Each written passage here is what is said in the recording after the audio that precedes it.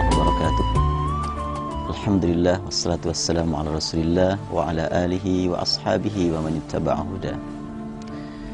Kesucian qalbu, dua kata yang sama-sama abstrak, sulit untuk diukur. Suci sulit untuk diukur, sebagaimana qalbu juga sulit untuk diukur. Semua orang ketika mendengar kata suci langsung tertarik ingin meraihnya. Namun walaupun kita berjuang untuk meraihnya, tapi tetap sulit untuk mencapainya. Kenapa demikian? Karena suci tidak terlihat dengan mata, tidak terdengar dengan telinga, dan juga tidak dapat diukur dengan akal fikiran kita. Ada orang yang sebenarnya suci di hadapan Allah, tapi tidak dikenal orang banyak.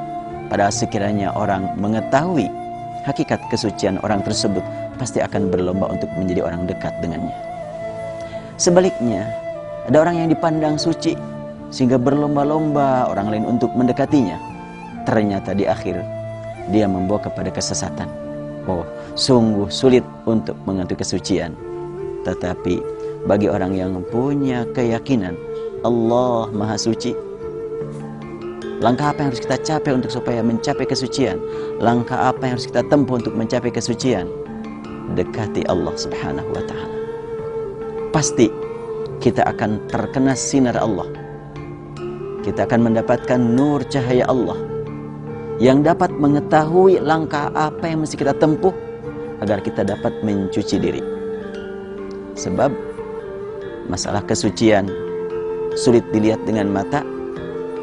Oleh karena itu langkah yang harus kita tempuh adalah bagaimana mencuci diri kita dengan taqarrub kepada Allah Subhanahu wa ta'ala. Allah Subhanahu wa ta'ala telah menurunkan Al-Quran, juga disebut sebagai kitab suci. Langkah yang harus kita tempuh untuk supaya kita mendapatkan kedudukan di hadapan Allah Subhanahu wa ta'ala, tentu harus dekat dengan kitab suci, sering-sering berinteraksi dengan kitab suci sebagai salah satu langkah untuk supaya kita dekat dengan Zat yang Maha Suci. Dan Allah sudah menegaskan dalam surat Al-Waqi'ah, innahu laqur'anun karim fi kitabim maknun la yamassuhu illal mutahharun.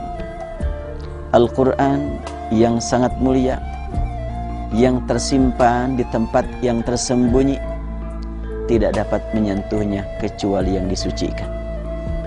Al-Quran suci hanya dapat disentuh oleh orang yang memang disucikan. Siapa yang mensucikan? Allah Subhanahu wa ta'ala mensucikan hambanya, yaitu hamba-hamba yang memang berjuang untuk meraih kesucian.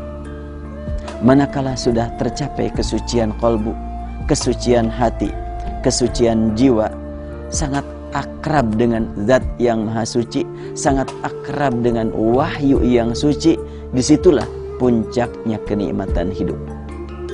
Subhanallah, sekiranya kita mendapatkan kenikmatan seperti ini, bukan cuma di dunia, tapi sampai di akhirat. Dan Allah Subhanahu wa ta'ala akan memberikan kenikmatan kepada hamba-hambanya yang senantiasa mencuci diri waktu di dunia, kenikmatan tempat yang suci. Yakin di akhirat nanti, sudah kita yakini bersama sebagai hamba yang beriman kepada Allah, kepada Rasul, kepada malaikat, kepada kitab.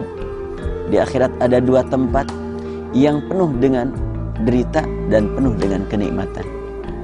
Kenikmatan surga diyakini semua orang yang beriman. Tetapi tidak cukup hanya sekedar yakin. Kita dituntut untuk berjuang, untuk meraihnya. Langkah apa yang mesti kita tempuh? Cuci diri kita.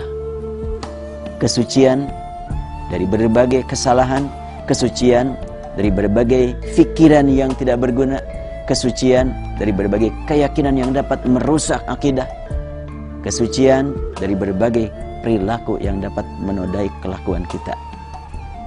Allah Subhanahu wa ta'ala menegaskan, wasari'u ila maghfiratin min rabbikum wa jannatin arduhas samawati wal ard wa'iddat lil muttaqin. Bersegeralah kamu mencuci diri dengan bertobat, agar kita, agar kamu, agar semua umat dapat meraih kebersihan jiwa, kesucian hati, kejernihan berfikir, yang dengan cara seperti itu akan diraihlah kenikmatan yang hakiki di akhirat nanti dan akan dirasakan sejak di dunia saat ini.